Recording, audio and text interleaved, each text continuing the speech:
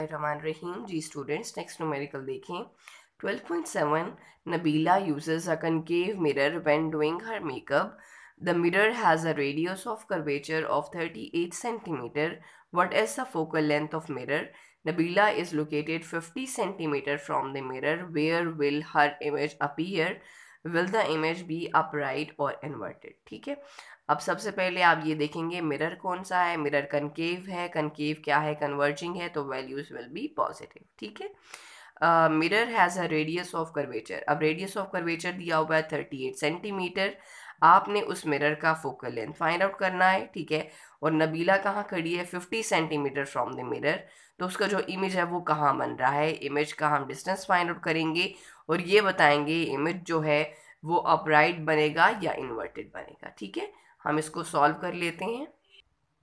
जी बेटा, radius of curvature R से हम रिप्रेजेंट करते हैं, वो कितना दिया हुआ है? 38 सेंटीमीटर। ठीक है, और जो नबीला का डिस्टेंस है जिसको ऑब्जेक्ट डिस्टेंस कहेंगे वो पी कितना है? 50 सेंटीमीटर। अब आपने क्या क्या चीज़ फाइंड आउट करनी है? एक फोकल लेंथ फाइंड आउट करनी है, और दूसरा आप क्यू फाइंड आउट करेंगे, और दूसरा तीसरी आप नेचर ऑफ इमेज बताएंगे। ठीक है, तो नेचर ऑफ इमेज भी हम बताएंगे कि नेचर ऑफ इमेज क्या है। ठीक है, तो सबसे पहले हम एफ फाइंड आउट कर लेंगे। एफ फाइंड आउट करने के लिए आपने रिलेशन पढ़ा है कि जो आपके पास फोकल लेंथ है वो हमेशा क्या है? रेडियस की हाफ है। ठीक है, कि अगर ये आपके पास एक मिरर है, ठीक है, मतलब ये एक पार्ट हम उसका लेते हैं, ये मिरर है। ठीक है, अब सेंटर ऑफ कर्वेचर यहाँ से लेके यहाँ तक उसका मतलब सेंटर ऑफ कर्वेचर इस पॉइंट पर है। ये पूरा क्या है? रेडियस। ठीक है, जो इसकी फोकस होती है वो हमेशा हाफ पे बनती है, तो जो फोकस है वो क्या है? रेडियस की हम हाफ लेते हैं। ठीक है, तो हम क्या करेंगे? रेडियस 38 है, इसको डिवाइड किया हमने 2 से, तो फोकल लेंथ कितनी आ गई? आप देखेंगे focal length is equal to 19 centimetre. ठीक है, अब आपके पास क्या आ गई? Focal length. तो अब हम मिरर फॉर्मूला यूज कर सकते हैं क्योंकि फोकल लेंथ भी आ गई और इमेज ऑब्जेक्ट डिस्टेंस भी है।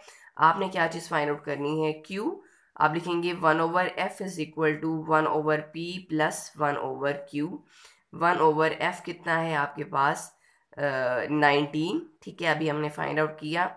1/p कितना है? p आपके पास 50 है, प्लस 1/q आपने फाइंड आउट करना है।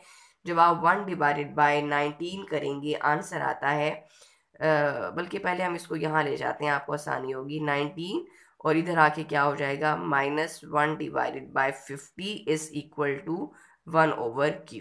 ठीक है, अब हम इसको सॉल्व कर लेंगे। 1/q को यहाँ लिख लेते हैं, और आपके पास क्या है? 1 डिवाइडेड बाय 19। जब आप इसको 1 डिवाइडेड बाय 19 करते हैं आंसर आएगा 0.05263। 0.05263। ठीक है, और यहाँ -1 डिवाइडेड बाय 50, तो क्या आ जाता है? 0.02। ठीक है, अब आप इसको माइनस कर लेंगे।